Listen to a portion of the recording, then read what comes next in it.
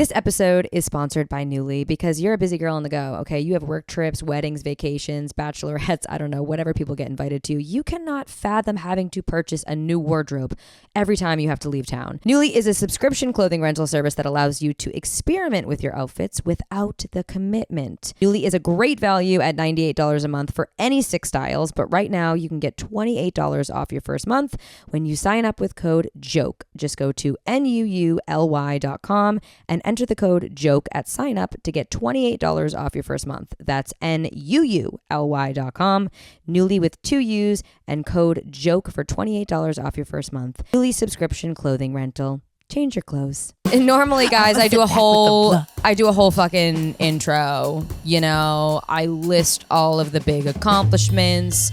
I introduce you to who we're talking to. But today I feel like we don't really need much of an introduction. Today we don't need much of an introduction because we have Kendall motherfucking Toole. Yeah. I love you. So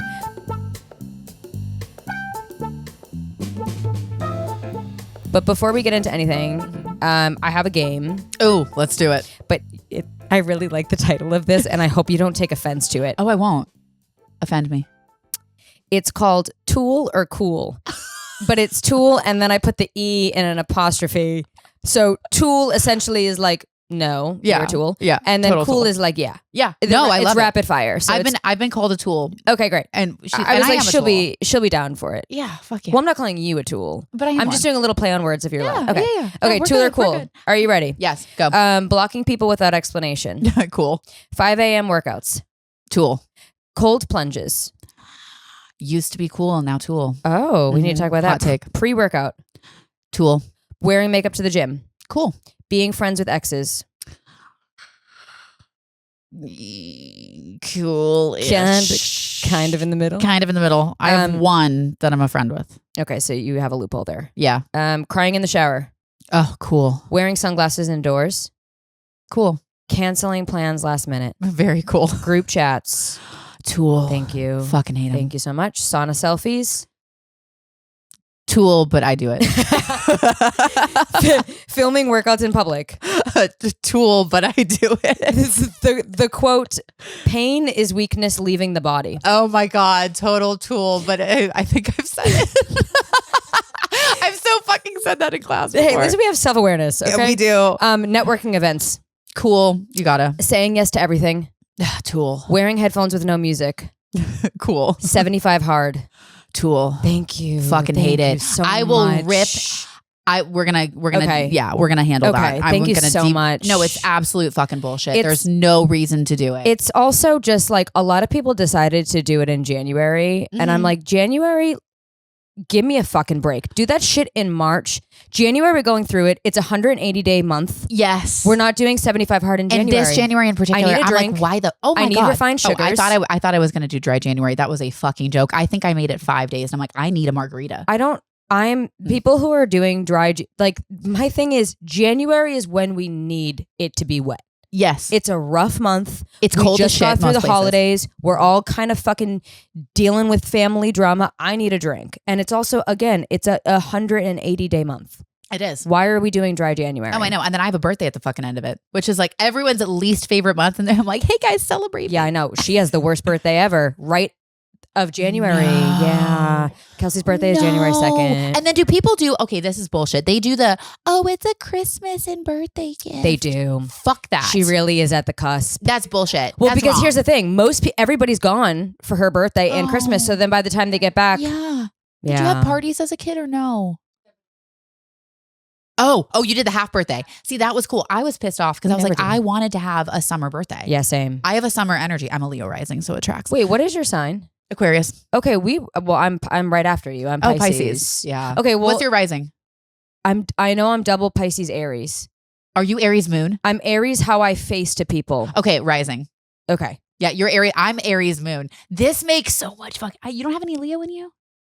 Here's the thing. I did my chart once, but like, I don't know. Maybe. Okay. What is it? What's the deal with the Leo? Leo, it's just like the hair. Usually Leos have really great hair. You have really great hair. Oh. And it's like, it's this energy of like the lion, the mane. You're like in a loving way. You're loud. You are fully embodied. Okay. Like Leos know who the fuck they are, and they're also like, fuck off. Well, I feel like I give a little bit of that in my Aries. Yes, and that's Aries too. The fire. Oh yeah, lots of fire. Okay, well, it's funny that we're talking about this because I fear as though now is not a politically correct way to tell you this. I fucking hate cycling. I want to put it out there. It's fine with me. Hold on, it's been weighing on me and I need to get it out before we start this. I fucking hate cycling. Yep. I went to I have a very short list of activities I won't do. Cycling being one of them, tennis being another, brunch being a third. Thank you. I fucking hate brunch. That's my hot take. I fucking brunch is hate criminal. Brunch. I also think the food is ass. Like I want either breakfast or I want lunch. I don't want $80 eggs. I don't want to put on makeup to go anywhere in the morning. I want to if I'm going to go to breakfast, I'm going to go to a diner and get some like shitty eggs and bacon and some shitty cup of coffee that hasn't been like the thing that hasn't been cleaned in 6 years. Yeah, that's what I want. I don't want like eggs Benedict. Fuck you. I don't want that shit. Okay, so I don't want avocado toast. Same. That's a fucking joke. That's a lunch too. Also, you know, like that's a midday snack. Yep, I agree. Okay, so here's the brunch being one of them. I went to one cycling class. Where'd you go? Soul Cycle. Yeah. Would you have Is there another one? Oh, I have. Well, I never worked at Soul Cycle, so I feel like it's not my tea to tell or to spill. I could spill off, but there is drama. There was some really good Soul Cycle lore. Back in like prime heyday, guys, I'm old. In like 2017. Okay. New York City. Okay. The whole Barstool thing that happened. Dave. Or wait, what's his name? Dave Portnoy. Yeah. Oh yeah, he did a Soul Cycle instructor. There was this whole thing, and then there was like he tried to get someone fired. Because he was mad. It's Did you know about this? You were in New York at that time, were you? Yeah. I was teaching at Rumble at the time in New York, and I was kind of detached from it, but I knew the person that was involved in this. And the girl that Dave was dating, she was super nice. She was in my classes, all this, because we were all broke and in fucking New York. So it's like, here, take my class, you take mine. And then we're like, let's get the same rich people to take your class, then take my class, and we all make more money. Right. It was a racket, you guys. But yeah, there was a big I feel like maybe there's going to be a documentary coming out about Soul Cycle soon. There was supposed to be. And they filmed it. And I don't know. I heard Netflix still has it, but people were scared about what was about to come out. And I think it might. It's like it'll be kind of Biggest Losery. But I will say the woman that started Soul Cycle, random story. She was the assistant to my TV agent when I was a kid here in LA. She left. She founded Soul Cycle. Good for her, and then sold it. Like she got in, got out. Yeah, Julie. Okay, we need to get into all of this tea. Yeah, where I was going is I know I love this because now I have I have so many questions to ask you. I'm like, okay, I fucking hate it. I really don't like it. I made an exception for one friend, and she's the only friend that I would ever make any kind of exception for. I was back home in Boston, and she said, "Christina, come to a Soul Cycle class." And I said, "Listen, I'm going to one. I don't want you to ever talk to me about it again." I went to one, and she was doing like the back the and dancing. Forth. I sat my ass on that chair and I said, no, this is the speed I'm going. I'm not changing a goddamn, and I fucking hate it so much. I also legs are not my strong suit. Yeah. So you have great legs though. You don't need it. Do I? They're quite frail. They're long though. They look great. Thank you. But they can't ride a bike. And also me and bikes, even I've learned, aside from a stationary bike, I always fall on a bike. I never fall in any activity. I always fall on a bike. Dude, you do crazy shit with weights and heels. I know. That one Listen, thing I have to have a flaw. You do. I have to have you have everything. And I really wanted to be like, God, this is not going to be the right time to tell you. That being said, you have been such an iconic face in the fitness industry, which obviously you got your big claim to fame doing Peloton. However, now your name is just forever attached to the fitness world. So much so that someone like me who knows absolutely nothing about the cycling world obviously knows who you are. And we have been being tagged in each other's videos for years now. I want to say since 2020. It was 2020 because that's when I started following you. Yeah, I was like, "Holy shit, she's cool." I'm like, "Wait, we do kind of look alike." And the crazy thing is we do have very similar physical traits. Yeah, but now following you, we are also similar as people. Yes, energetically, we are. I feel like we like there might be a gene pool connection. I think so. Somehow. Because people like it the other person sense. I get is Emily Blunt, right? And I get Emily Blunt all the fucking time. But Emily Blunt and me could not be more different personality wise. Yes. So it's hard for me to see that, but me and you, we're like very similar in that way. Okay, so this is how kind of the Christina Kendall lore began. This has been long overdue. What I wanted to say is I have a lot that I want to talk about. You have made some big transitions, some big accomplishments.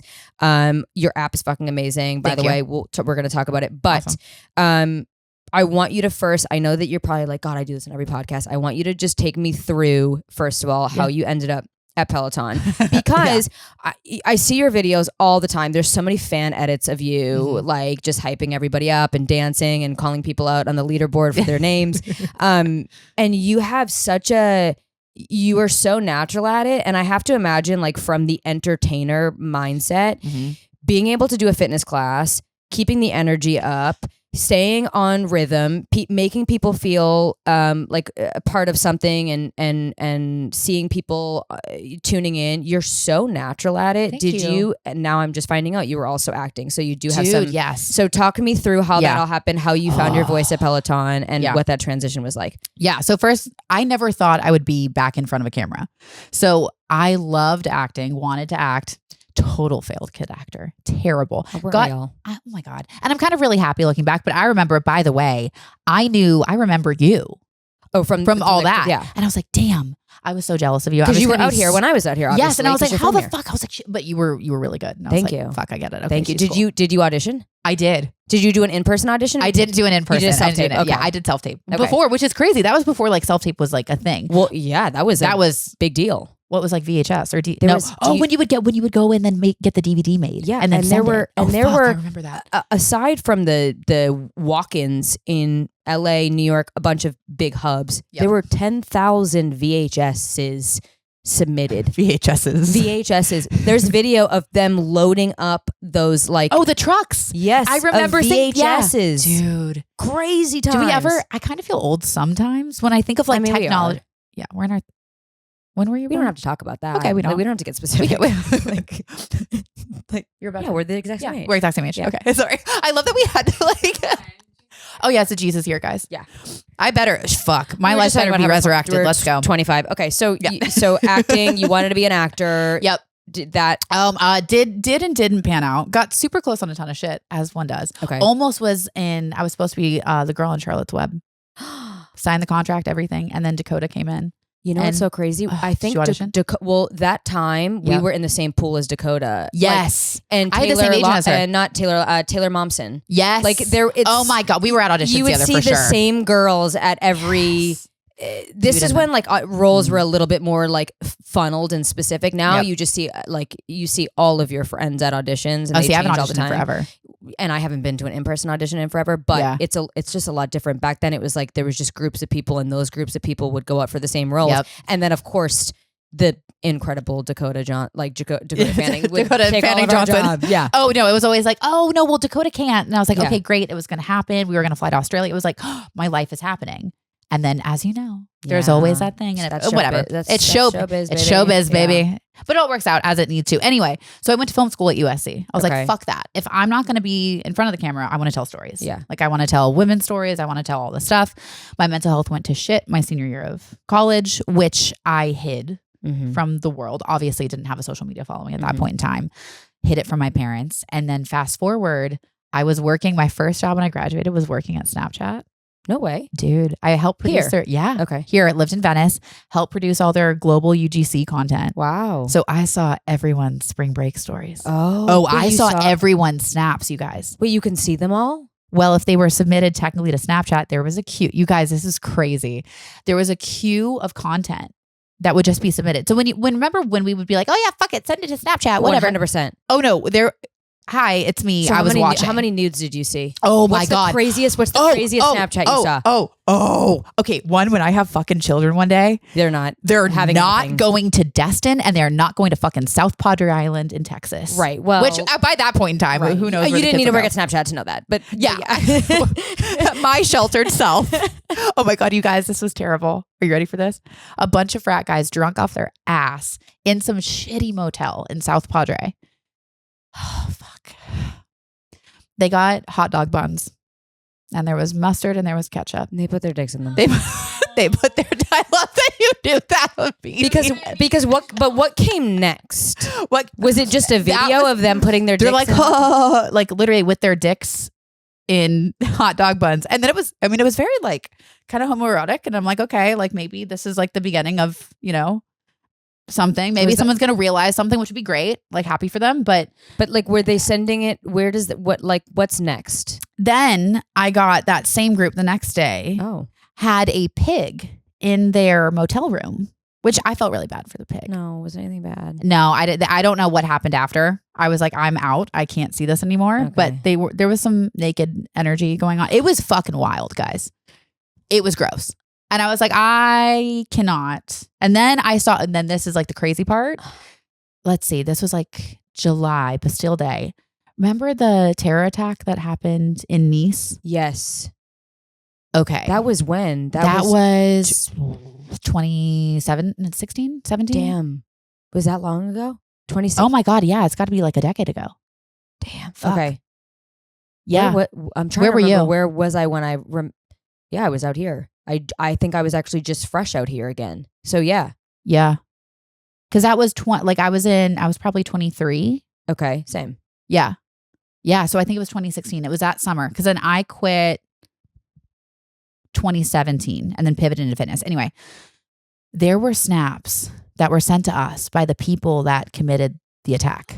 Yes. This what you guys, fucking out of Hold on, I'm gonna scratch all the things we're talking about today. Like, wait, what? This is a deep dive on Snapchat. Yes. Wait, so is there like some legality clause where you guys, are you guys like... Oh no, we had to send it. Well, I was like, what the fuck? Because what I knew, here's what was weird. So when you would look over the queue and you would see the stuff scrub by really fast. And I noticed everybody was running away from what happened. And granted, this was a time when like Twitter was where you would get live news because you had to know. So we would always have a computer that had Twitter up. It was this crazy think tank. We all had these massive screens and then every TV, every station so that we could kind of know what's going on in the world. Right. So I opened Twitter. I'm like, what's going on? Why are people, they're like, oh my God. And then I would take the snap and I translate it with Google Translate because I don't speak French. Right. And then there was something, it said something like, watch as they all run, haha, or something like that. And it was a guy, a girl, and someone on a bike, and they were strolling, taking snaps of people going in the opposite direction, screaming, French people screaming and running away. And they were calm and laughing. It was like the creepiest thing. I had chills watching this little video. And it came in live. This is what's crazy. Like I would see it when it would get submitted, and it's in a queue of just a ton of content. Like if you looked at everyone's TikToks in one big queue is what it was like. Whoa. And so I was like, that's weird. And then you could go and we could search by username. So I searched from that username. I had 24 hours more of content of saying like I had to translate, and it was like, oh, they don't know what's coming, da da da da da. And so I like reached over to my manager. I was like, I think we need to contact like the FBI or the CIA or I don't know, Interpol. Like who the fuck do we go to? I think these people were involved. And so I'm getting these live tweets that there was a terror attack. I don't know. They're not going to come after me. Hopefully Snapchat doesn't. But like, I think there was also a shootout that happened that everybody claimed didn't happen because there were definitely like French special forces after that truck went through the crowd. There were gunshots. And then all of a sudden I heard, and then on Twitter it said there's gunshots, there's a firefight, whatever. And then all of a sudden, then nobody said there was. No. It's just the truck. So I don't know. To this day, I don't know. But I was like, we submitted the content and said, I guess we had like a legality team, but it was like Snapchat at that point was still so new. Yeah. We were kind of playing with fire because we didn't know just what people would send us. Right. And then I'm like a 23-year-old watching it. Yeah. That was a weird job. It felt very Black Mirror because I was watching the world through other people's experiences, which is how we experience like social media today, but not curated. But there's something about that felt a little bit more like intimate. Like you were looking in on something. I felt like a voyeur. Yeah. It was very, you know what? It was like tech Rear Window. Yeah. If you're a Hitchcock 100%. person, I'm such a Hitchcock fan. And it felt like that. Yeah. I was watching everyone else live their life. And then also feel very, and you're so young and you're doing what you're told. You don't know like what's within your power. No. And I'm like, what do we do? How do we help? And then you just feel helpless. Cause I'm sitting in a airplane hangar in Venice. Yeah. Watching the shit, literally in California, watching a terror attack happen. And then 2 queues over, it's like, hey, college campus story, like University of Wisconsin, everyone's getting drunk at the KK. Wow. So I watched, like I saw BYU's campus. That was wild. Damn, you probably saw some. I've seen a lot. You saw like, do you remember the Schmacked videos? Yes. You saw like the BTS. Oh yeah. I remember those Schmacked videos. Oh my God. I had like a few girlfriends. Oh what my is God, it? The phone parties? Oh, Penn State or the, what was it? The plank challenge or whatever it was? Or the free, what was it? That girl. Black Beetle. Mannequin challenge. The mannequin challenge. Yes. Oh my God. I've seen so many fucking mannequin. Some of them were good. Well, I mean, it's kind of interesting. Yeah, I know. Like you almost had like a bird's eye view on like how people would consume social media before it was really even a thing. Which I think helped me you, figure out how to do social media stuff. Because when I was at Snapchat was when Instagram launched stories. Wow. Oh, that was a dramatic day in the office. I'm sure. Oh, that was wild. You go, it's our one job and you guys are taking like, God damn it, you took it. Oh, we do stories. And then everyone was freaking out. I'm like, guys, we just got, like, our job is legitimized now. Yeah. And what's funny is I left Snap and then pivoted, went into fitness. Okay. Completely life changed. But a lot of people ended up going to TikTok or going to Facebook or going to Instagram. Like, it's so incestuous, that whole world. Like, totally. Once you're in, you're in. So you went right, did you go right to Rumble? I went to, so I started teaching at a place called Crewbox. So I have a mentor who's like a film director, which is random as fuck, but met him through film school. He's like my crazy uncle, really successful. Okay. But he knew like I had a lot going on. Yeah. Mentally, emotionally. He never said anything about it, but he was like, hey, you should come by the gym. And he had a boxing gym in Santa Monica, which is now, it's now called Churchill. It was Wildcard West when I was there. Okay. So Freddie Roach and him built Wildcard West, whatever. And I went because he's like, you should come by and like see if you like it. Yeah. Dude, you walk into like a boxing gym, especially back then when I was in college. Yeah. Like it was all dudes. Yeah. There were no chicks. There was one girl woman who was a Golden Gloves champion from Indiana, who she was the first woman that I sparred with, which scared the fucking shit out of me, but it was great. She kicked my ass, but I deserved it. Anyway, but I started boxing and fell in love with it. And it was the only time I felt like in my body where I didn't feel like I remember as a kid, I'd tell my mom, I just like want to unscrew my head. Mm-hmm. Like it's just too much. I just want to put it over to the side sometimes. And boxing lets you do that. Boxing let me do it. Because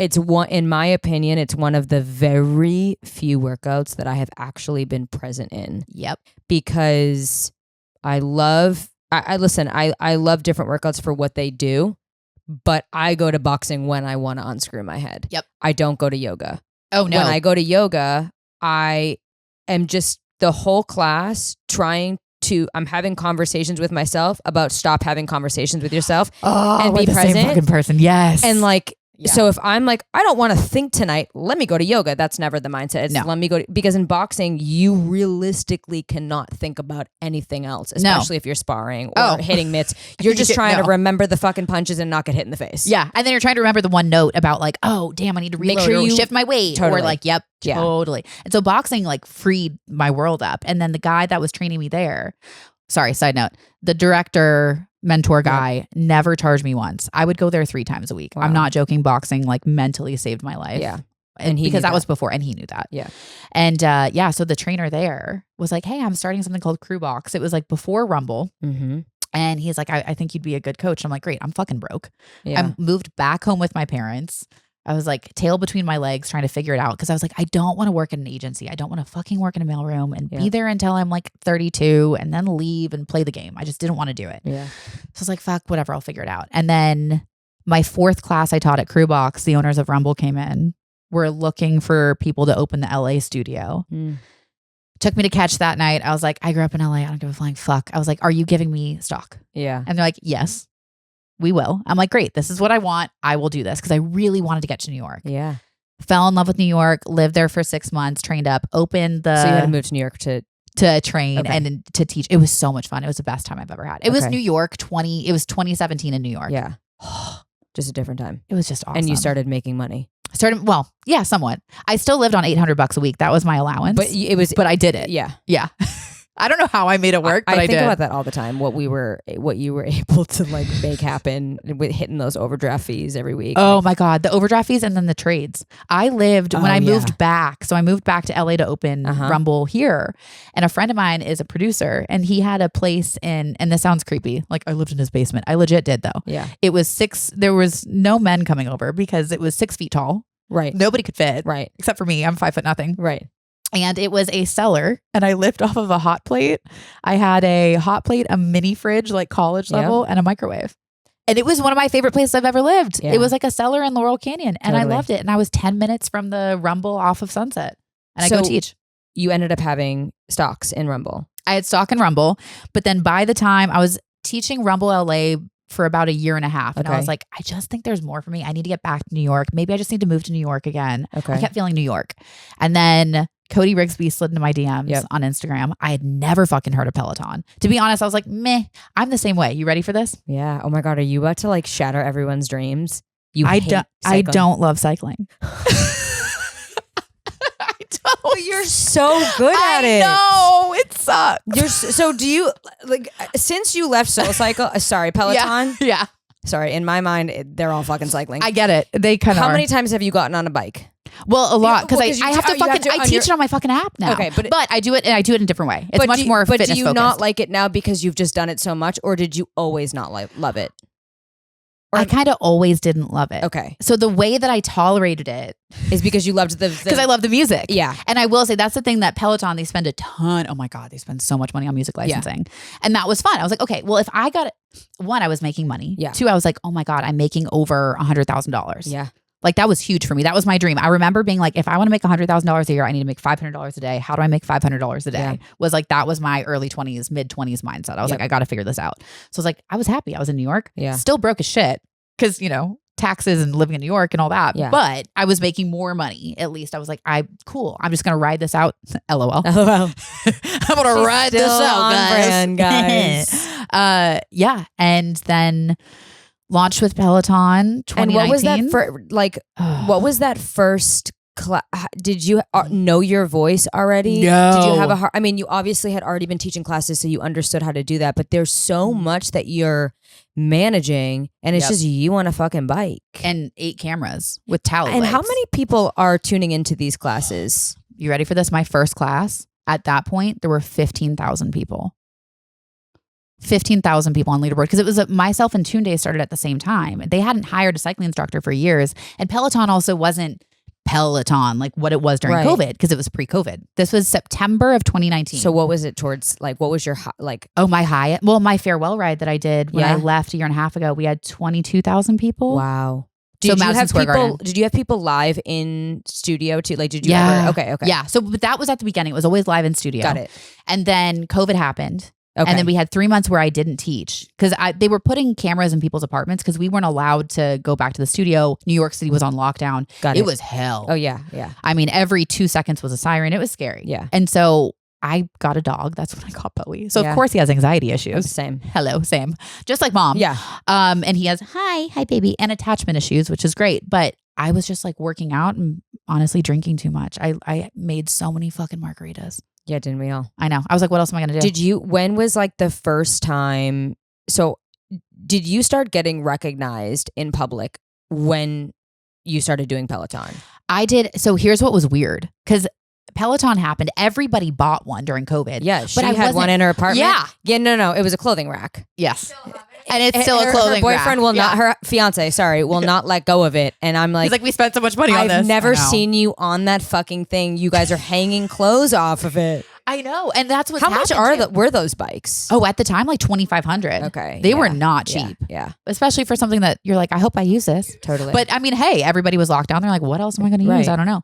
So sure enough, it was weird because like I was teaching to nobody. There could be nobody in the studio at that point. Right. Not even a PA because of like the social distancing rules and all that. So I'm just looking at cameras fucking hoping it's getting into the abyss. Hoping it connects. Yeah. And like, I don't know. And thank God, I don't know. I'm the youngest and I can entertain myself. Yeah. I talk to myself all the time. Same. So it felt really natural to just be like, hey guys, what's up? Welcome to my class. Okay, we're pushing. And I was like, at least if the music is good, I can fake it. But again, I never loved cycling. So imagine doing something that you're like, I found the fun in the playlist. Yeah, but you made it a thing that I think that not even just the music, but like the culture that you built around a sport that can be very boring, or an activity that can be very boring, right? Because there's only one thing. You have such a good presence. Do you remember when your like cult following really started, and were you just like, what the fuck? It was weird because I've never, and I still struggle with this. Like, I don't see myself as like, when I walk in, people are like, oh my God, or a public facing person. Yeah. And people are like, you really talk to I'm like, yeah. But it's, but in your mind, it's between you and a screen all day. So you don't really understand that reach. Yes. And you don't understand. And that's the same thing too with social media. It's like, at a certain point you're like, those are people, not numbers. Yeah. And it's hard because everything's kind of so gamified now where it feels less personal. Just like numbers. Yeah. Yeah. It's odd. And so same thing with class. Like I'd see a leaderboard that had like 10,000 people at once. I'm like, oh, cool. Yeah. But it's not registering. No, if it's like, those are 10,000 living, breathing human beings who are going through stuff at the time. Crazy. So it's weird. I would say probably about a year in, there was a group called, so this is what was interesting. Peloton, like it was a great time and I grew a lot, but like there was also like this really parasocial, very because you're the face of fitness essentially, and a lot of people turn to you, and you probably you're their emotional support responsibility. Yeah, and like they're coming to you for everything. Yeah, so like then they would eventually, when people could come to class, like we would do meet and greets after, and people are telling you their entire life story. Like, and you're also dealing with stuff. Oh yeah, but you have to cover it. Yeah, so it was a lot of emotional weight for a really long time. Yeah, and of course I'm grateful for it, but yeah, there was also these parasocial relationships where sometimes the community would be like, you owe this to me. Like I need to know, like, and I'm like, I can't give more. Totally. And it's a tough thing to manage. Like I really feel for my teammates that are still there because it's a lot of emotional weight. Yeah. And being kind of that center for a lot of people. You get the dreaded text. You know the text. Your best friend puts you in a group chat and she's like, hey guys, I'm thinking we do Cabo this year for my birthday. And you're like, dude, I have to get all 4 of my tires changed this month. My dog has to go to the vet. I have a bachelorette. I can't even fathom buying an entire new wardrobe for this trip. So instead, you use Nuuly and rent some outfits because the reality is you just want some bomb pics, okay? But you can't repeat the same fits we wore 2 vacations ago because we already got bomb pics in those. Do you see where I'm going with this? Nuuly is a subscription clothing rental service that lets you pick 6 styles every month for just $98 a month. You have access to thousands of styles from hundreds of brands, including my personal favorites, especially for vacations like Free People, Reformation, Jaded London, and Lioness. There's inclusive sizing with options for plus, petite, tall, and maternity, fast, free shipping and returns, plus professional dry cleaning and laundry, which is amazing, but you don't have to wash the clothes, and the option to buy what you love at a really great discount. So if you're looking extra bomb in the clothes and you're like, oh, I want this to be a part of my forever closet, you have the option to do so. The great thing about Nuuly is it gives you the opportunity to experiment with your style. Personally, I love using vacations to experiment with my clothes, to have fun, to let loose, wear colors I don't normally wear, or silhouettes that I don't have in my closet already, and Nuuly gives me the opportunity to do that. Nuuly is a great value at $98 a month for any 6 styles, but right now you can get $28 off your first month when you sign up with code JOKE. Just go to NUULY.com and enter the code JOKE at sign up to get $28 off your first month. That's NUULY.com. Nuuly with 2 U's and code JOKE for $28 off your first month. Nuuly subscription clothing rental. Change your clothes. I feel like your trajectory is so similar to people that end up on content creation because you essentially are just a person doing the things that you love, and then you build all these parasocial relationships start happening. Yeah. And you kind of, there is a part of you that feels like a show dog. And if you have your own things that you're going through, not to speak for you, but I'm sure you feel a responsibility to put that to the side, to be that outlet for other people. But then you get to a point where you're like, well, where the fuck is my outlet? Yeah. And then where do I release? Like, and where do I feel like myself? Yeah. And I think it's interesting because there's always, and even now it's like constantly creating more content. Yep. It's like you can never make enough. Yep. You got to do this. Now you got to do that. Yep. Now you have to clip this. And it gets overwhelming where you're at a point where you're just like, what do I even think? Yeah.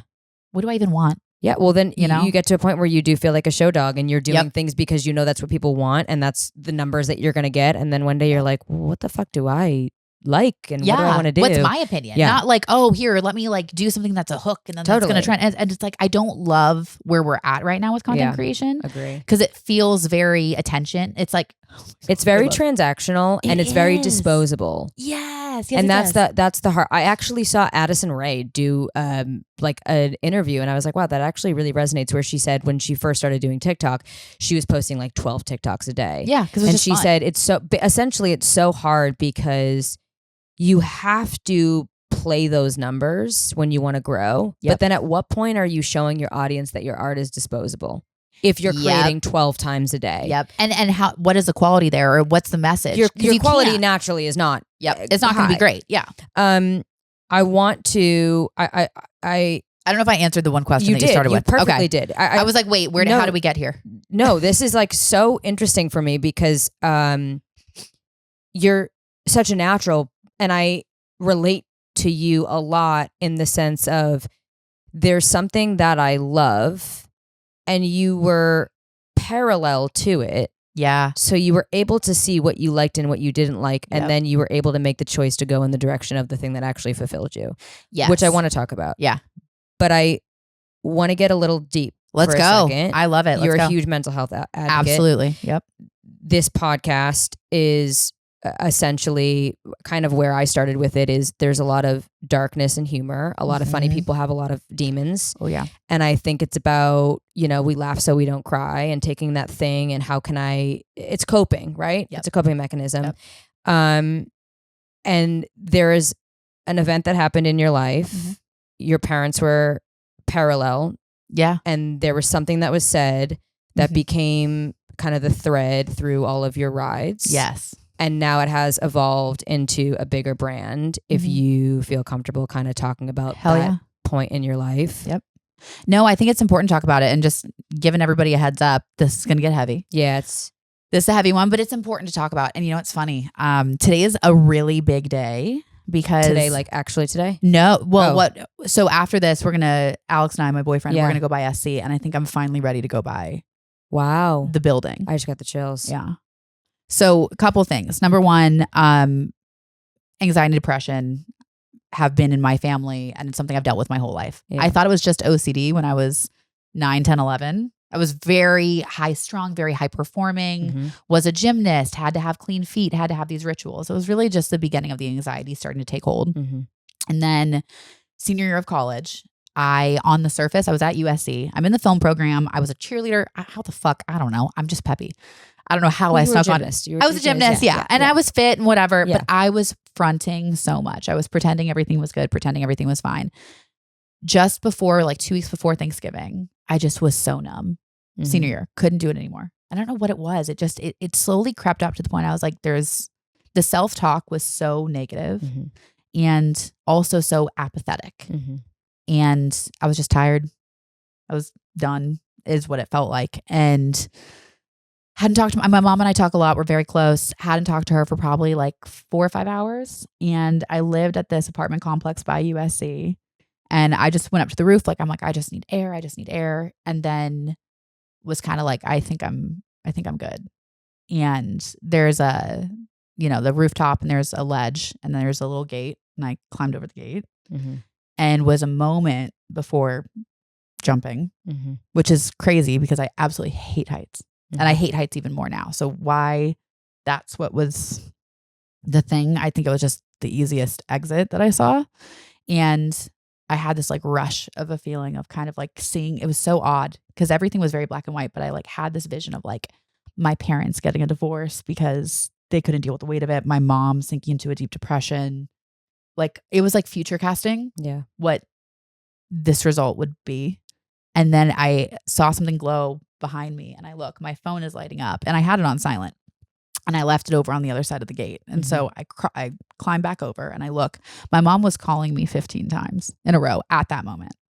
She had no idea what was going on. She just knew something was wrong. So I pick up the phone, and she goes, "What's wrong?" And I was like, "Can you come pick me up?" And I did not tell my parents how close I was to taking my own life for 3 years. Wow. I had so much shame around it. Yeah. I was so embarrassed and scared that if I told them, it would just ruin. It would do exactly what you It would do what I thought. Yeah. Yeah. And so I hid that. Granted, it was, my parents knew my mental health wasn't great. My grades were, I had all fucking A's. I was fine. I was very high performing. I could mask it like no fucking other. My best friends didn't even know at that point in time. Literally, my best friend, Kate from college, was like, I had no fucking idea. And that's what the hell. Why it's so important to talk about, because that's usually the case. It's always the one that you don't think. And it's because there's a lot of that is the distraction that you put over it. Right. So when did you have that conversation with your parents? Yeah. So oh God. I mean, that conversation didn't come until after I left Snapchat, before I started teaching fitness. And one day I just like couldn't hold it in. Yeah.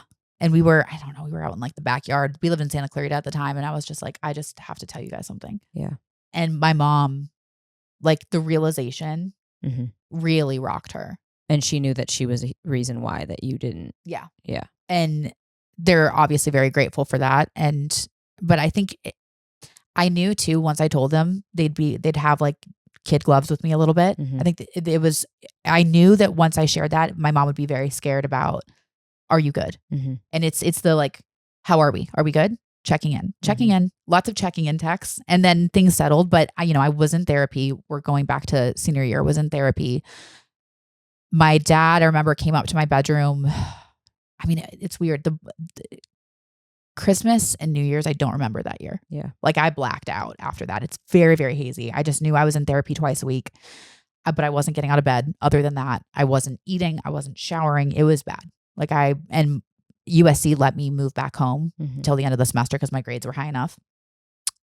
It was a dark, dark, dark spot. And I remember my dad coming up to my room, and we have this family motto. Sorry, I think that might be my phone. That's okay. My bad.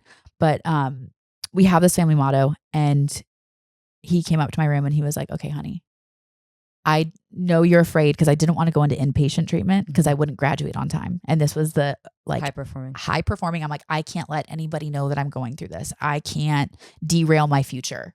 I had all these high expectations of myself and always have. And he's like, your mom and I are going to be putting you in inpatient unless you start taking a hand in getting yourself better. And he was begging me. Like, I've never seen my father, like, he was on his knees by my bed, like looking at me. It was, oof. And he's like, what do we say in this family? I looked at him and he goes, I know this is knocking you down, but you cannot let this knock you out. And I need you to fight. And every time I say that, it doesn't matter. It's been over 11 years since that time. And seeing my dad beg me to take care of myself, I'm like, I can't do this for me, but I can do this for them. I'm not going to do more to them again, knowing what this was. And so then when I started teaching at Rumble, I would close out my classes, and on the little like screen that they have up at the top, I would put, they can knock you down, they can never knock you out. And I'd have everybody say that at the end of class. So that's when I was teaching, I was bringing back in that message, because truly boxing helped me find my strength. And it was that choice. It's like, I can have life continually plow me over. And the most brave thing and the most important thing you can do is choose to get back up. Yeah. And I think that then I started closing my Peloton classes with that. And that became a whole fan group. I swear to God, people are like, you did it. I'm like, no, I had nothing to do with it. Yeah. I look one day, there's like 30,000 people in this Instagram fan group. Now there's over like 150 on this page, and they would just clip out classes, and they called themselves a Never Knocked Out crew. Wow. And they felt so connected. I have probably seen 20 or 30 tattoos of the phrase, or I'll write it, and someone gets really cool. It's beautiful. Yeah. And like, there's so many stories that I get on DM from men, from women, just from anybody who's like sharing, oh, this got me through it, or this is, a message, or like there's a teacher. This was so sweet. She's a third grade teacher, and she would have her kids close that out every single day of class. And she sent me a video of it, and I was like, oh my gosh, this is so special, and wanted to do something. I didn't realize those words were going to be as powerful as they were. And so now that I've left Peloton and launched my own app, it's called NKO Club, which stands for Never Knocked Out Club. Which I mean, thanks for sharing that. That's obviously a really hard thing for you to go through and still talk about. Have you noticed, how like your coping mechanism now, or what have you learned through going through that you can apply now when you're going through stuff, or what has changed? The best lesson from all of this is that what was the absolute worst, darkest, most negative moment of my whole life that I thought was going to end me is the space that everything I built came from. Yep. And it's such now that I'm the age that I am, and I can look back at my 20s and how lost and scared and all of that I felt and confused, it's really incredible to be able to have that data point to know, oh my God, the thing that I thought was going to end me literally is where life began. Yep. And in the purpose of what I do now and what I care about. And now, we have the NKO fund, which is a charity fund. And we create, everything we do with our merch.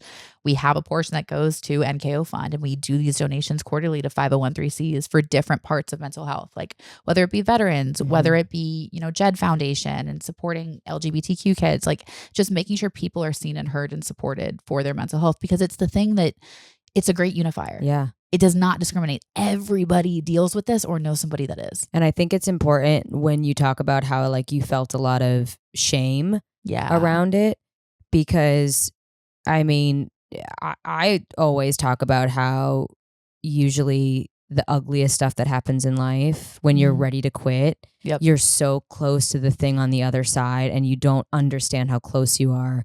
And then now it's birthed this whole mindset, this brand, the app. I want to talk about your app. Yeah.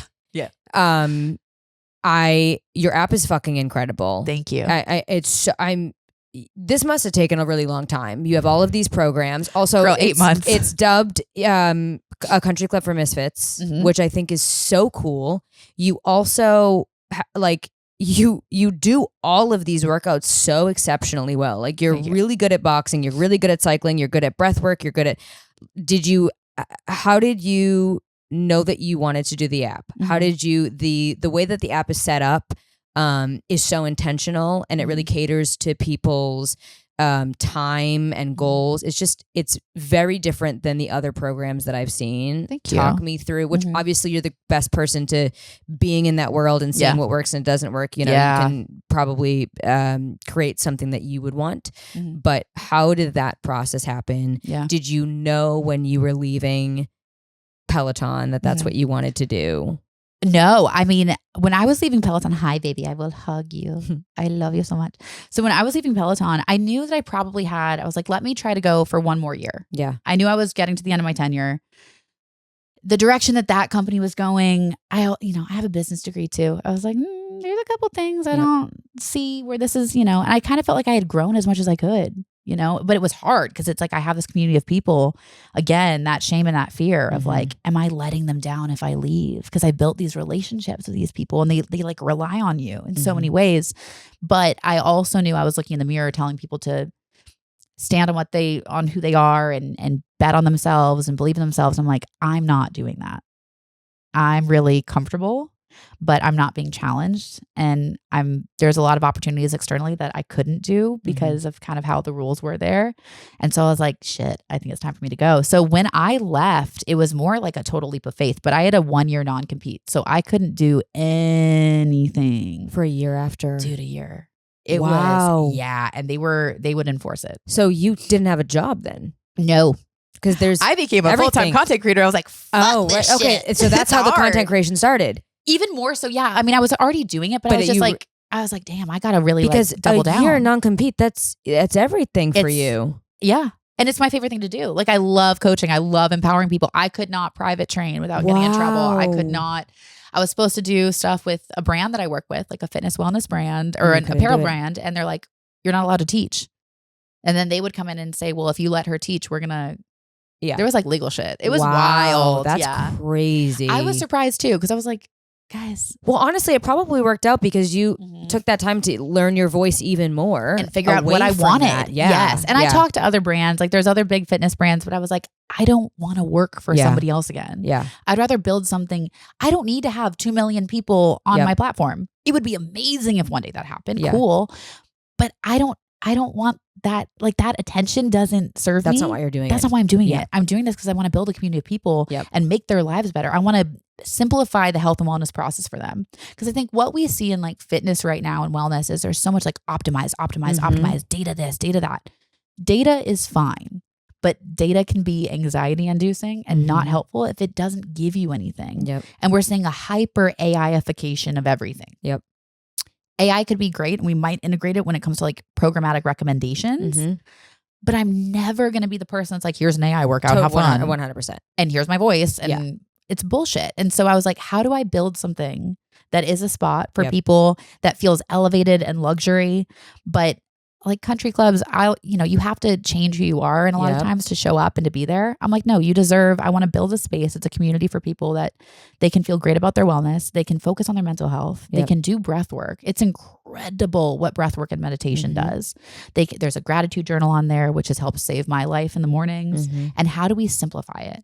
How do we just cut out the noise? You don't have to be another platform. You don't need to see another TikTok about here's the 5 steps to optimize blah. Like it's just overwhelming. I wanted people to be able to open it up, feel human, feel empowered, find some recipes that they're like, oh, fuck yeah, I can do this. And you have a real fucking story. Yeah. You have a real fucking story to do something like this. You're not just some tech guy that one day was like, let's do this. There's money in this industry. Like, what's the TAM? You've been through every corner of fitness that is on this app. You've been through a plethora of mental health struggles. You've been public, you've been private, you've been broke, you've been successful.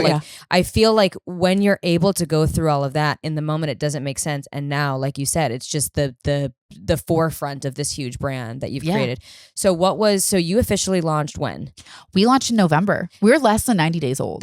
Which is fucking crazy. It feels like 5 years. I was going to ask you, what's been like the most surprising / most difficult thing about launching a fucking app? Waking up. Okay. So I always wake up anxious pretty much. Like that's just like par for the course. Thank you, Lexapro. You saved my life. Do you like it? I'm back on it. Okay. And how do we feel? The last 3 weeks, pretty good. Literally, I just got back on medication because I would wake up so anxious in the mornings because now that I have my own business and like I funded it myself, by the way. Yeah. I did not raise capital. Yeah. Which very proud of the fact we're already. The stakes are high for you. Stakes are high, but we're already cash flow positive, which is insane. Yeah. Congrats. Thank you. Which is like. Fuck yeah. 90 days you guys are on? Less than 90 days. Wow. Yeah. That's huge. Really, really incredible. Are you finding that a lot of people that are a lot of your loyals have come over? A lot of people have. Yeah. And I think they're also they're like, oh, there's something different. Like I was never able to coach strength at Peloton. That's my shit. Yeah. And I was never able to teach boxing on a bag. Yep. That's again my shit. And now we have Pilates. And so I have programs. So people follow day to day. And I love it. They're like, holy crap. I'm like, I have muscle tone. I've been doing your cycling classes for 5 years. I'm like, yeah, because I could only do one. It's not going to do it for you. Like you got to lift weights. You have to have that balance. So yeah, I mean, the biggest thing right now is like, there's always more to do. Yeah. And it's learning. And what I've learned as a high performer, you're probably like, I'm like sweating. I'm like, is it perfect? The limit does not exist. Yeah, the limit does not exist. I have to do something. But I'm learning the tolerance, of risk tolerance of like, okay, everything is unknown. Yep. You have to just move the ball forward every day. Even a little bit is a win. And then you got to learn when to put it away. Yep. And that's the hardest part. It's like, I could be working and I do work myself like a dog and I'm learning to kind of bring it back. But every single day, I'd rather do something and get it forward, even if it's not perfect. Like if it's 75 or 80% there, I have to post it or I have to create it or I have to just be like, okay, that class is going to be good enough. I just need more reps. Yep. It's all about reps. That's it. It's like consistency. And that's the hardest, unsexy part, but that's what it is. Totally. You'll drive yourself crazy if you focus on the perfection of everything, especially when you're a business owner. Yep. What is something about this app that you feel like from your perspective differentiates you or what excites you the most about this app? Well, one thing that we did, we were able to get, we work with a brand or a company called Feed FM. So we have commercial music stations. Sick. Yeah. Okay, and so we have, we have good music. So you can pick whatever station you want. Hell yeah. For any workout. So it could be a metal workout. It could be, we have pop punk. We have like throwback millennial shit. Love. Really heavy hip hop. And I pick all the music. So it's really exciting. One, we're paying artists the right way. Yep. A lot of fitness apps, and I get it, but it's not cool. They steal music. Yep. And it just horrifies me as somebody who is in the creative field and you get it. Like, we have friends who they are struggling so hard and they love what they do and they're all about their music and people just take it. And I'm like, we're not fucking doing that.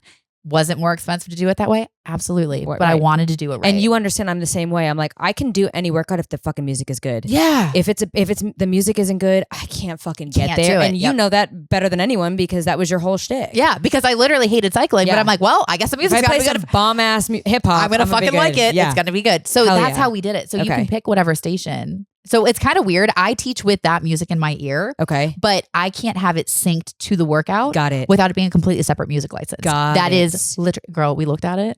It would have been like $3 million minimum for some syncing. And based off of how many listens and plays we already have, I just got like our first 2-month numbers. It probably would have been about 15, 20 million if we did sync licensing.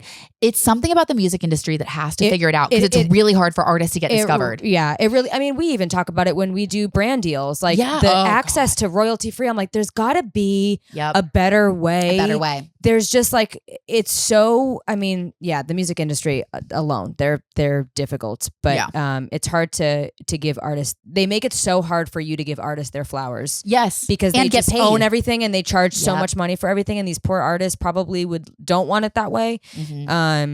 Damn, that's really fucking cool. Yeah. So we were doing that. And then on top of it, we're like simplifying everything. So we have a feature coming up soon that's all move by move. So you could take it to the gym and I will literally tell you how to lift and what you're doing. And it's all going to be stacked in there. So you have video on demand classes, which is what people are used to me for. So there's personality. I'm crazy. I say stupid shit. As you should. Yeah. I mean, I'm that's like everything's innuendo. Yeah. And it's like, so that's fun. Yeah. And you can pick the music you want for that. And then we'll have move by move where you'll be able to take it to the gym. That's really cool. Yeah. Because the gym is a very intimidating. Yes. I don't go to the gym. I'm so intimidated by the gym. Yep. If I go to the gym, I go into one room that has a heavy bag. And weights, and it has floor, and I jump rope, weights, bag. You do your thing, but because I'm so even if you go to it's like whatever gym you go to, it's so intimidating. You're like, am I doing this correctly? I think also there's a lot of what's the word? Not manners. Gym etiquette. Yes, there's a lot of there's etiquette. Assholes in the gym. Yes, and I think sometimes like. For an example, when I started surfing, the thing that was... Oh, dude, you surf? Yeah. Fun. Do you surf? Yeah, I'm like rusty as fuck. That's all right. Dude. Oh, yeah. Oh, we gotta go. I'm down. Why are we off? We're trying to get it. We're trying. It's fine. You're gonna get a place here. And I'm gonna get a place here. We're gonna. Yeah, I love it. But I was always obsessed about the etiquette because I would see my friend surfers get mad at people that were like, he dropped in and it wasn't his turn. And I was like, I don't want to be that guy. So like having somebody that taught me the etiquette also made me more confident. So I think like that's if you giving tools to show people like how to lift weights or how to just operate in a gym. Yeah, and feel confident. Huge. Yes, and that's I need to use that tool. Well, because it's like I want women going to the weight rack. Or sometimes I look at a machine and I go, oh God, yeah. I don't know if I'm supposed to put my feet there or my hands there. Or I'm how too do I embarrassed to try to figure it out. So I'm not even going to go near it. You're like, I don't want to do it. Exactly. And just making even content. And that's something I want to do in the app is like when we have this move by move feature, I'll make a library of content that will be like, hi, here's a proper way to do this. Or here's how, when you're looking at a machine, if you're doing an abductor and adductor machine, here's the way to set it up. Here's what you do. Be careful that when you do this, it's not going to slip on you. Because it's just, I want women in particular to know, granted, you know, the app, we have a lot of men too, which is great. It's all dark green. It's very like, it's not like a hot pink experience. I'm not that bitch. Sorry. Same. No, I'm very tomboy. Like I wanted everybody to feel seen and cool and whatever. But like, I want people to know they can walk into a space and own it. And I think so much of that goes back to mentally, internally, as much as I could. And I looked like I was the kid that was in the in crowd and I could pretend and I could mask. I always felt like the outside looking in. Like it's like everybody was in a fishbowl and I was outside of it looking. And then I've learned, oh wait, turn around. They're stuck in a bowl. I have free reign. Totally. You project the image of what you want people to see of you and you're really good at fitting into it. And I feel like, but you lose yourself when you do it too much. I feel like people also that have big personalities, they're really good at fitting into different kinds of groups of friends and like rolling with different crowds. And then you pull back and you're like, well, who am I? Like I just gave what I had into all of this stuff and I don't really know what I am when all of this stuff is gone. And I feel like fitness is something that really teaches you a lot about yourself. It does. And it's like what your limits are. And what am I going to push for? And even why? I never, like today I went to the gym at the hotel. I was like, fuck, I don't want to be here. I love working out, but not all the time. And I'm like, I need to do this. And then I start to lift the weight and I feel better. But then I think about it too. And I'm like, how many women walk into a gym or people walk into a gym and they just don't feel like they have a place. And that's where I was like, okay, if we can train them to feel good at home. You're right, buddy. The grumbles. I know. The grumbles, baby. But if we can give them something that they can feel good at home. They can learn the basics. They're like, oh yeah, I feel confident with this. I feel good with this. And I can build them up that way. And then we can bring them into the gym and they can follow. And they can say, oh, I know that I can do this weight. And this is how it's going to go. And I'm going to feel good with this. And then it's a program. And then all of a sudden, 6-8 weeks later, they're like, damn, I'm stronger. I feel better. I'm more confident. Yeah. Like, look at this. It all plays in. I just want people knowing their own power. Yeah. And I think also knowing that working out can be fun. Yeah. I think that's a really big misconception, is that more times than not, people are like, fuck, I have to go to the fucking gym. And that's why I love boxing. Yes. Because surprisingly, like, I think people have always, for me, been like, oh my God, your level of fitness, where I'm like always working out. I was a very competitive gymnast when I was growing up. Were you really? I wanted to go to the Olympics. I've had a 6-pack since I was 10. So I always try to preface when people are like, I fucking thought you were a gymnast, because I was like, you have the best abs, and my abs still show, because I did the same thing. It's so like, it's like early training. What I love about gymnastics is I find that if you are an athlete in that realm of gymnastics, you can kind of fucking do anything. Yep. Like, if you give me anything today, first day, for the most part, I'm going to be able to pick it up. And I'm sure you feel the same way. Yeah. So I hate working out. So I always looked for activities, which is why I started surfing and rock climbing and skateboarding and swimming. Anything that was a workout but didn't feel like a workout. And that's why there's I like love a skill boxing. build. Yes. Yep. Because it's like, no matter how good I am, I've been doing it now. It's full time. I've been doing it since 2015.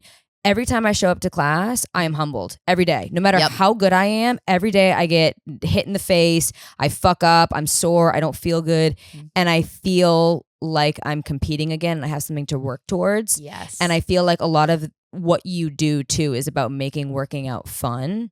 And I think we need more of that. Yeah. Because I think if you make it fun. Yeah. Sometimes it's like, that's why I love those like classes where they're jumping on trampolines and they're dancing. Because I'm like, I'll tell you what, I look the best shape of my life after I go to the nightclub with my girlfriends and I've been dancing all night. I wake up, I go, damn, I kind of look like I just like ran 8 miles. Yeah, you're like, damn, I'm snatched. Because then I was having fun and I was working out. Yep. And you were moving your body, and and it's also even just the mental health side of it. People don't realize like the movement of the body, how you release stored emotion, the way that you're able to then reset your nervous system. Like a lot of people are talking about nervous system health and like these vibration plates. I'm like, bitch, put on a song and throw it back. Totally. Like literally go have fun. And then you're getting the emotional support alongside the physical movement that is resetting your nervous system. And that's why you look great. Yeah. It's literally lymphatic drainage. Yeah. Go to the club. If you can marry both. We need everyone to go back to the fucking club. I'll tell you what, we need to bring back 2016. And like, I want to be popping my pussy on a table. Because I'll tell you what, I was in heels and a bandage dress. Yes. Only. Because we fucking did that. Only. We did do that. Remember the oh my God, the stilettos on like the banquettes? I remember going, fuck, it's so funny. This generation doesn't do heels either.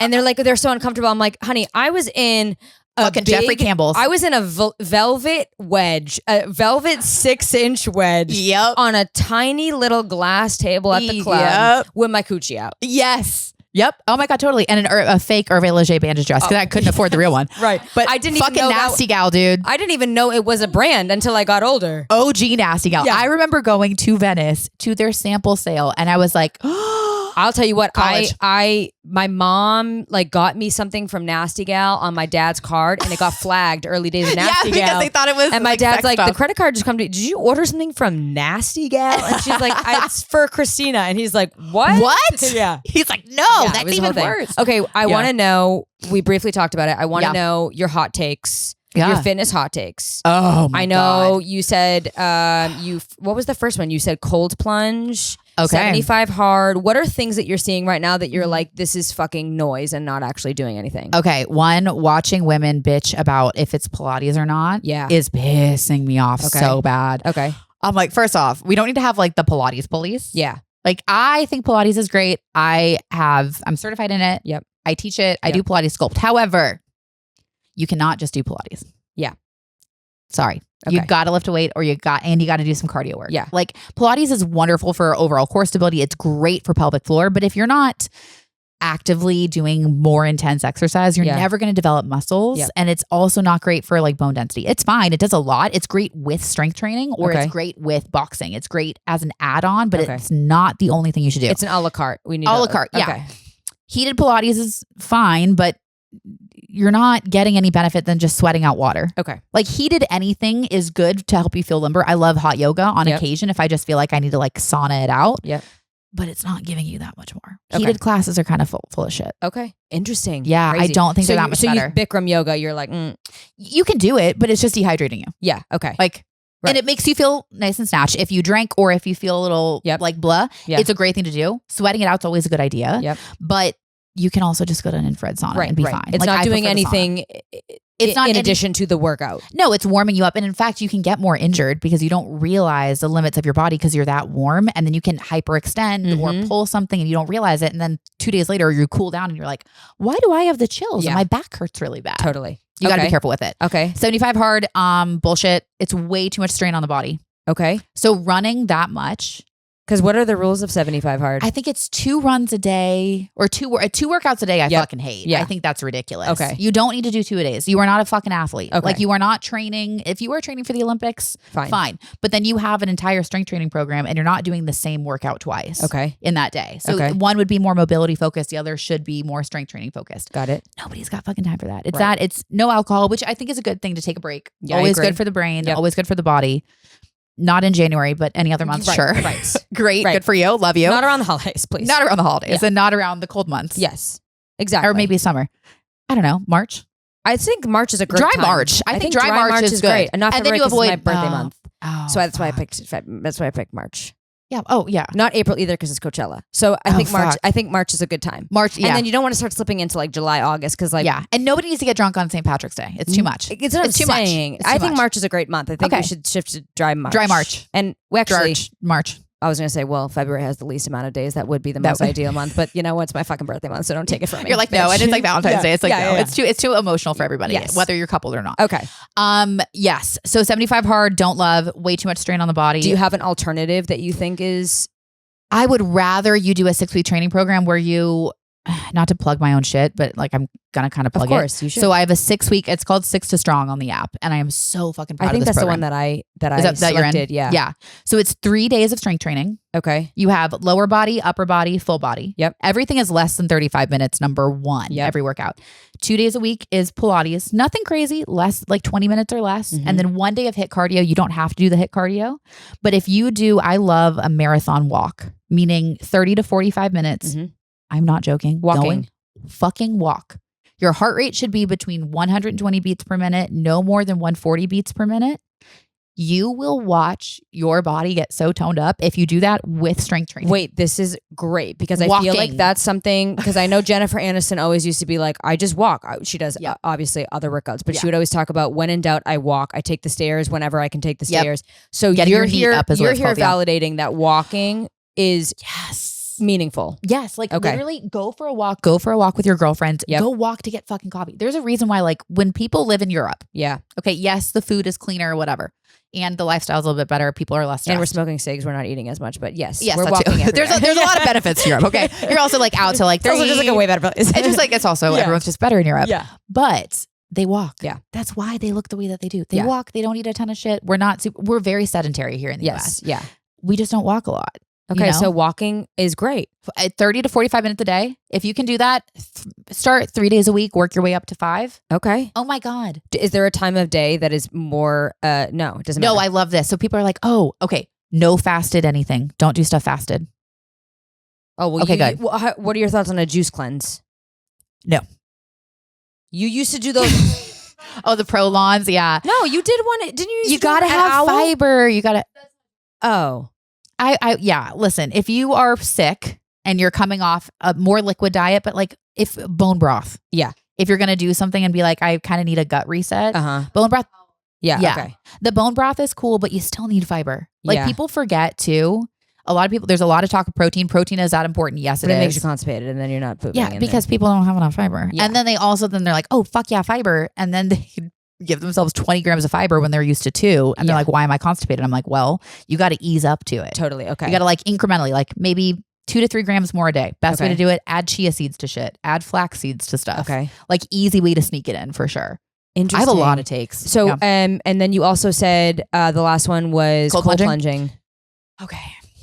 You're going to get a lot of heat for this. I'm going to get a lot of heat and I'm fine with it. It's very trendy. Yeah. It's very trendy. Stand your fucking ground, bitch. Yep. No, I will stand on this for 2 seconds. Yeah. If you are, especially as a woman. Yeah. If you are cold plunging anything less than like 54 degrees, you are stressing out your nervous system. It's not great because we hormonally go through so much every single month and it prevents muscle development. So you're literally preventing your body. Is it because your body's going into like state of shock? Yeah. Okay. Yep. So you're increasing your cortisol. What about like it's dry, cold is the same, cryo chamber? Any kind of intense? Anything for too long. Yeah. Cryo, I like if it's localized. Okay. So like if someone has like a back problem. Right. Or a lot of inflammation, I think localized cryo is fine. I think going into a fucking cryo chamber. Not that it's a gimmick. It's not. Yeah. It's cool if you want to do it. Right. Like kind of fun sensation. Can make you, I will say I do like a cold, like at times with cold plunging, if it's not too cold. Yeah. It's great to do it and do some breathing exercises. Yep. But I don't want you sitting in there for fucking 3 minutes. Yeah. Like okay. it's going to prevent you from developing muscle. And that's what women need the most in particular is to keep our muscle on. So I'm assuming you don't like contrast therapy, going from hot to cold. I'm not anti it. Okay. I think as long as you go from hot to cold and you're doing a quick cold plunge and you're doing it over 55 degrees. Yep. I'm fine with it. Okay. Yeah, because I like it. I like the sensation. That's a good middle ground. Yeah, because it is good because you're expanding your capillaries and then shrinking them. Yep. So you're kind of creating that inflammation response. Okay. You're bringing it down by doing so. But too many people are like, I cold plunge every morning. They just cold plunge.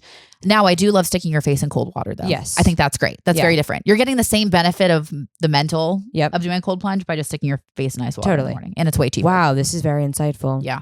Okay. I want you to tell everybody where they can find you, where they can follow you, how we can access your app, all of the things. Okay, here's all the things. So you can find me at TikTok and Instagram at Kendall Toole. Yes, my last name's Toole with an E. With an E, guys. With not an like E. a regular tool. But like I am a tool, so it's fine. It's totally fine. And then the app is NKO Club. NKO, never knocked out. Go to nkoclub.com, 7-day free trial. We have a monthly 7-day free trial and a yearly 7-day free trial for whatever option you want. You have access to everything on the app. And I'm adding like about 10 to 12 classes a week. Wow. Girl, I'm filming a lot. Yeah, you're doing this. And I shoot it all myself. That's so empowering. It's crazy. Yeah. Damn. This was so like, I'm like feeling very inspired. I feel like I also need to like diversify my fitness. I feel really inspired. I got you covered, girl. I'm grateful for you sharing your story. You're so inspirational. I know a lot of people are gonna love to hear this side of you, and I'm just so happy you came. And thank you so much for having me. I'm just so happy that we finally got to do this. We finally got to twins. meet. Yeah, truly. We're sisters, guys. We love you guys so much. We need a DNA test. We do. Thank you for tuning in. Thank you, Kendall, and we'll see you guys next Thursday. Bye.